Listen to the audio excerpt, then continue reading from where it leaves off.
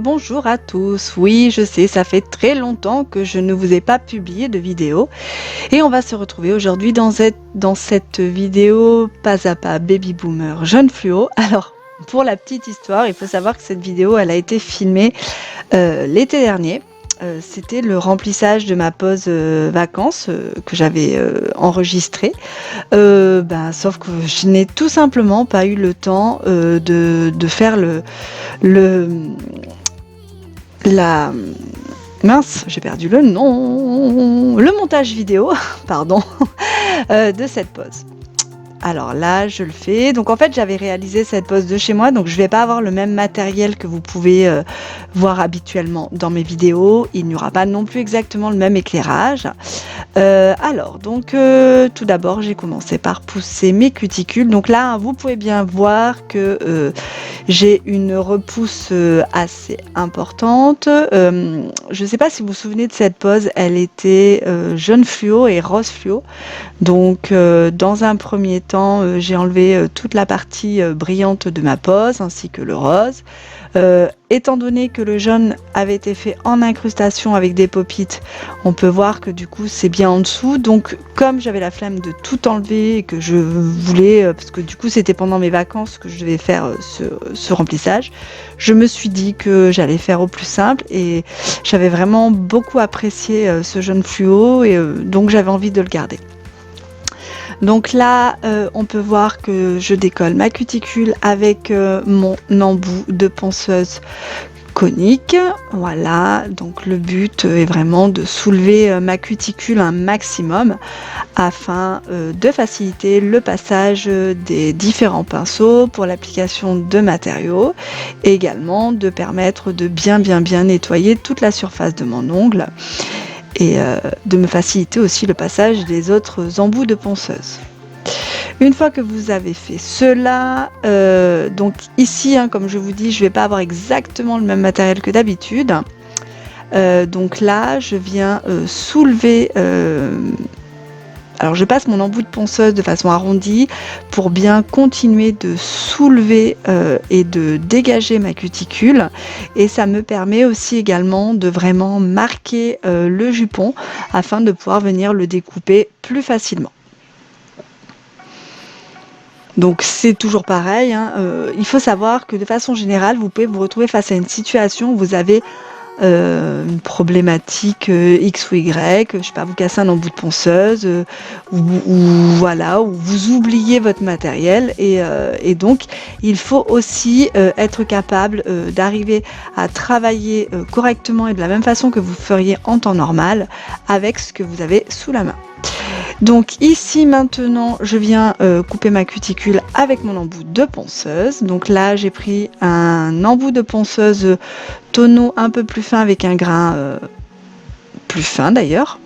Voilà, on peut voir que j'enlève. Si vous préparez bien votre cuticule et que vous dégagez bien et que vous soulevez bien le jupon, après je peux vous assurer que c'est vraiment très facile de venir découper votre jupon, enfin votre cuticule avec l'embout de ponceuse.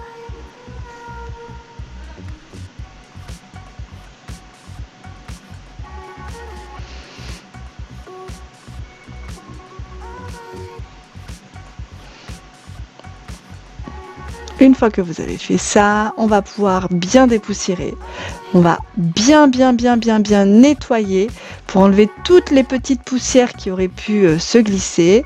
Donc en général, je passe un bon coup de brosse, je passe un coup de pinceau dans les cuticules avec du cleaner, je désinfecte également. Enfin, vous voyez vraiment, je fais en sorte que ce soit vraiment nickel. Alors là, j'applique mes adhérents. Donc je commence par le Nail Prep qui lui vient déshydrater, désinfecter et dégraisser les ongles naturels.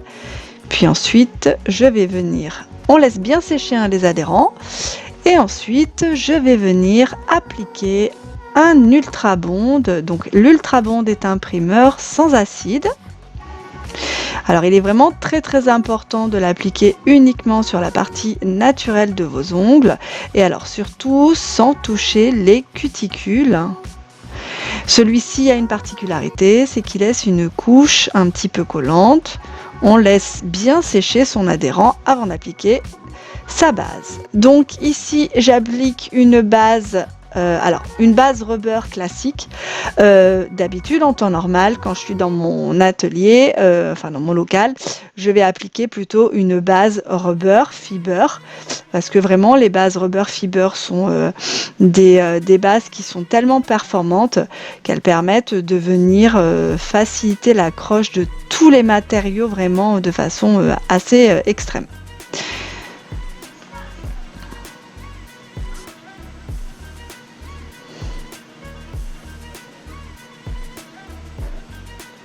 Je viens catalyser ma base selon la préconisation de votre fournisseur, 30 secondes ou 60 secondes, cela va dépendre.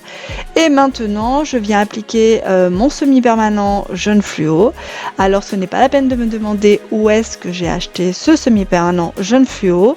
En fait, je l'ai tout simplement fabriqué parce que je ne trouve jamais de fluo qui me convient. Donc, j'ai pris du semi-permanent blanc que j'ai mélangé dans un flacon avec de la poudre néon jaune fluo et j'ai enfin obtenu un fluo qui me convient. Donc là maintenant je vais catalyser et j'applique une seconde couche parce que ce n'était pas assez soutenu, hein. Il faut que le fluo ait quand même pratiquement la même teinte que la base que j'ai au niveau des cuticules. Donc là, j'applique un petit peu grossièrement, puisqu'ensuite, après, je vais venir faire d'autres étapes qui vont permettre de vraiment fusionner et de flouter tout ça. Je vais catalyser. Alors ici, je vais utiliser les paillettes Crunchy Mix, qui sont des petites paillettes de décoration. Elles sont vraiment très très belles et je vais les mélanger avec des Oloflex et des Millards. Alors, le but étant d'en parsemer un tout petit peu partout, donc c'est ça qui va me permettre de flouter un petit peu le décalage de couleurs qu'il pourrait y avoir, puisqu'on vient de faire un ajout de couleurs. Je viens vraiment parsemer ça. Après, quand j'ai des grosses paillettes qui ne se mettent pas comme je veux, je vais utiliser un pinceau de détail et je vais en prendre, soit j'en prends à côté pour en rajouter, soit je vais faire bouger celles qui sont déjà en place. Donc on peut avoir l'impression que ce genre de pose est très rapide, mais finalement ça demande quand même un petit peu de temps puisque la mise en place des différentes paillettes, Millards ou Oloflex, si vraiment on veut les placer à des endroits vraiment très très précis, ça prend du temps.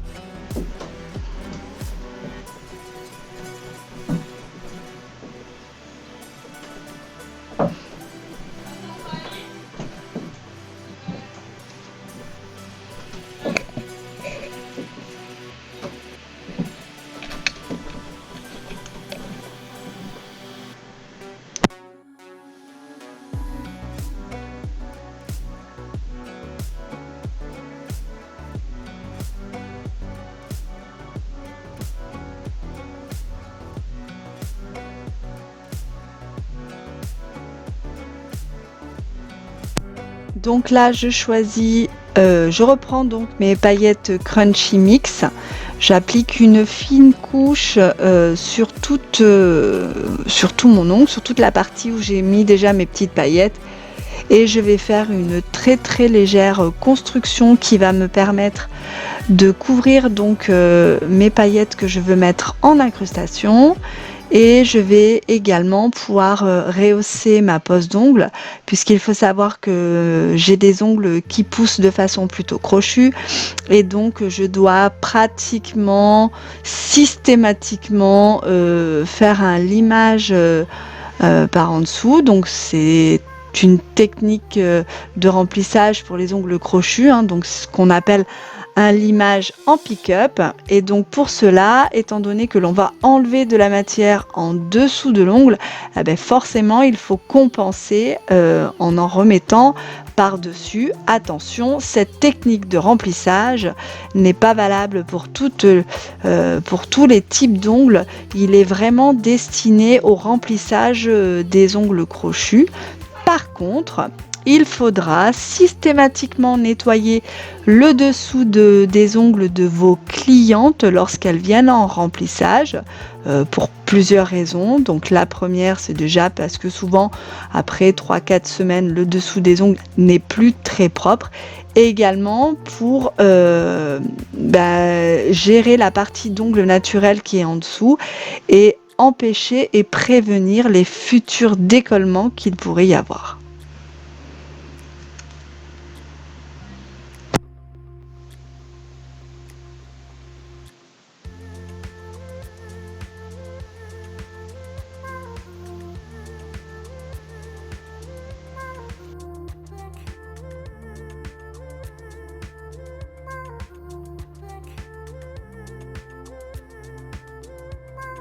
Donc ici, je réalise une patinoire puisque je viens poser mon gel de construction.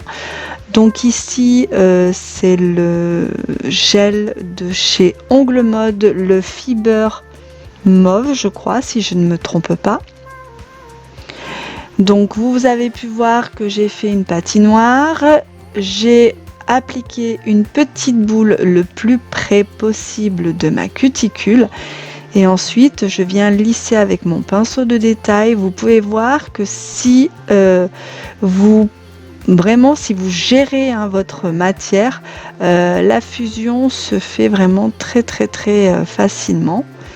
Donc selon la viscosité de votre produit, il faudra aller plus ou moins vite.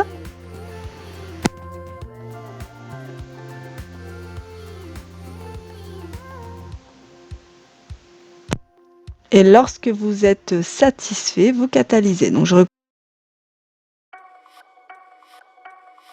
recommence, je fais ma couche de patinoire.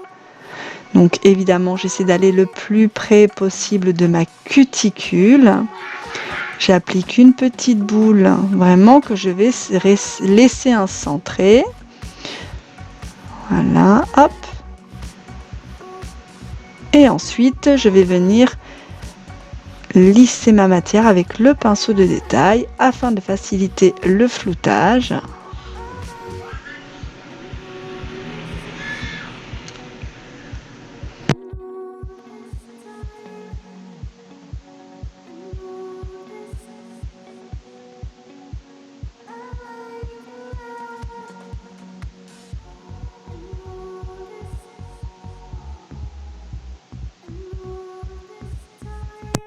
Allez, je vous montre encore une fois.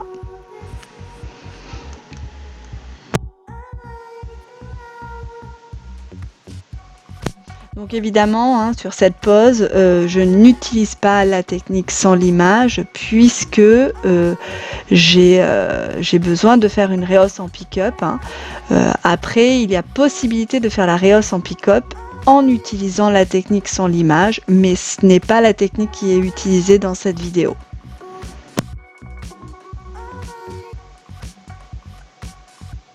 Je dégraisse.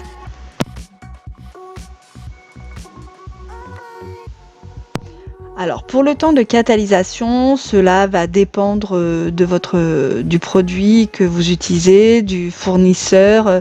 En général, cela est entre 30 et 60 secondes.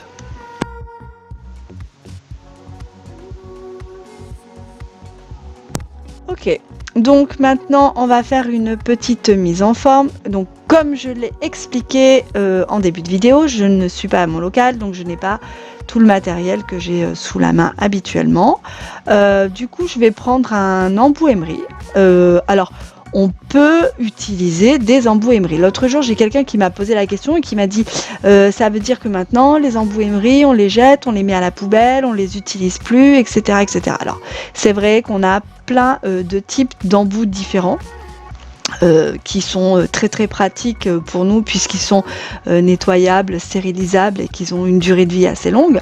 Mais je vois beaucoup de prothésistes ongulaires qui encore au jour d'aujourd'hui peuvent utiliser les embouts Emery pour faire une mise en forme parce que du coup le grain est moins agressif que les embouts de ponceuse en acier ou en titane. Il y en a qui gèrent mieux, il y en a qui préfèrent parce qu'elles sont plus à l'aise, il y en a qui vont préférer parce qu'au niveau hygiène aussi, elles trouvent que c'est plus simple de prendre l'embout Emery et de le mettre à la poubelle juste après. Après, il n'y a pas de contre-indication, d'obligation. Ça peut m'arriver, même moi, au jour d'aujourd'hui. Par exemple, juste avant de faire ma pose sans limage, justement, lorsque j'enlève mon ancienne décoration d'ongles, il peut rester des rainures, des stries qui ont été faites par les embouts de ponceuse en titane. Eh bien, je vais, pour lisser la surface, je vais utiliser un embout Emery pour que vraiment ce soit tout bien lisse et tout nickel, parce qu'après c'est plus facile de venir poser sa patinoire ainsi que sa boule de produit pour justement faire une pose sans limage.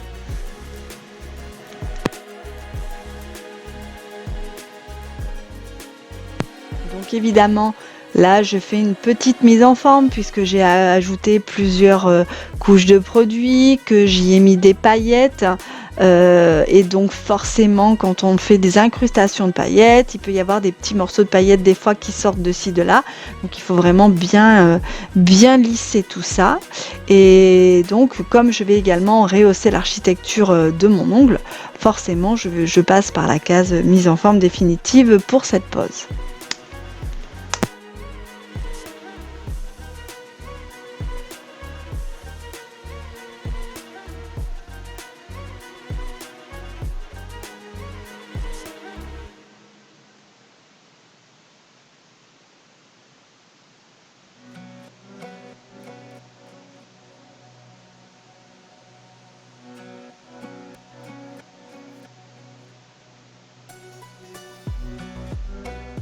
Alors là, vous allez voir que je nettoie le dessous de mes ongles et qu'en même temps, je vais affiner donc mon ongle et rehausser ma forme.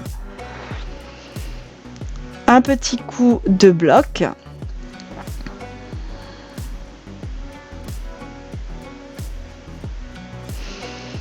Pour bien lisser. Alors surtout, hein, quand je passe le bloc, je passe bien le bloc dans mes contours de cuticule. C'est vraiment super important d'être vraiment très précise. Alors je sais qu'au début c'est pas toujours évident.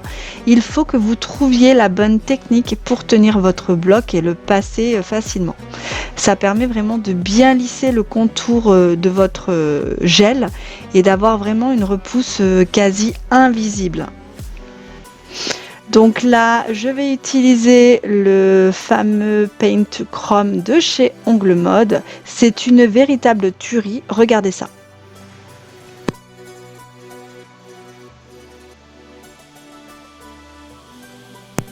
Il est hyper pigmenté, il glisse super bien sur le pinceau, ça fait des traits du coup super fins. Franchement, j'adore ce produit et j'ai tendance à vouloir le proposer à tout le monde.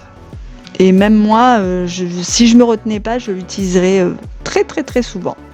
Et regardez comme ça se marie bien avec le fluo et puis mes petites paillettes en incrustation. Donc en fait, pour la petite histoire, cette pose d'ongle, je l'ai autant aimée que la première qui était jaune fluo et rose fluo. Celle-ci, je l'ai gardée très longtemps. Tellement longtemps d'ailleurs que j'ai eu pas mal de déconnements, puisque j'ai outrepassé les délais qu'il fallait respecter. Et je pense que cette année, je me referai très certainement quelque chose du même genre.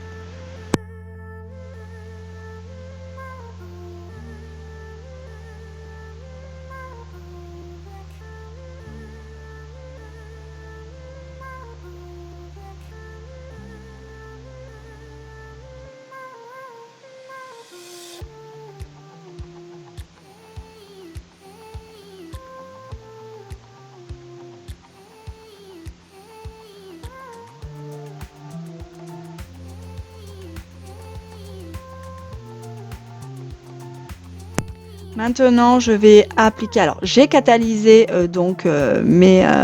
mon chrome et maintenant je vais appliquer ma finition sans résidus transparente, toujours de chez Ongles Mode, que j'applique avec beaucoup de précision. Attention, il ne faut pas que vous essuyez trop votre pinceau parce que sinon la finition va se rétracter.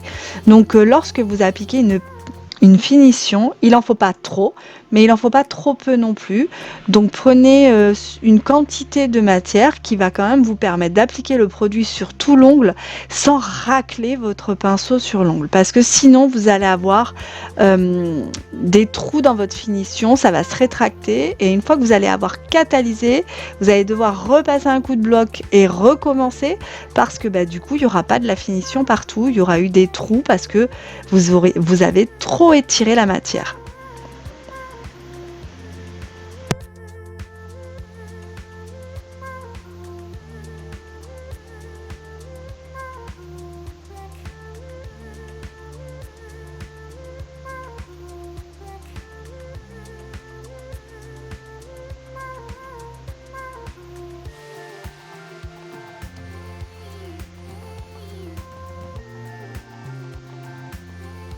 Et ensuite, je vais catalyser 2 fois 120 secondes pour chaque main. D'accord? Plus votre finition elle est catalysée et plus le résultat sera beau. Et voilà le résultat.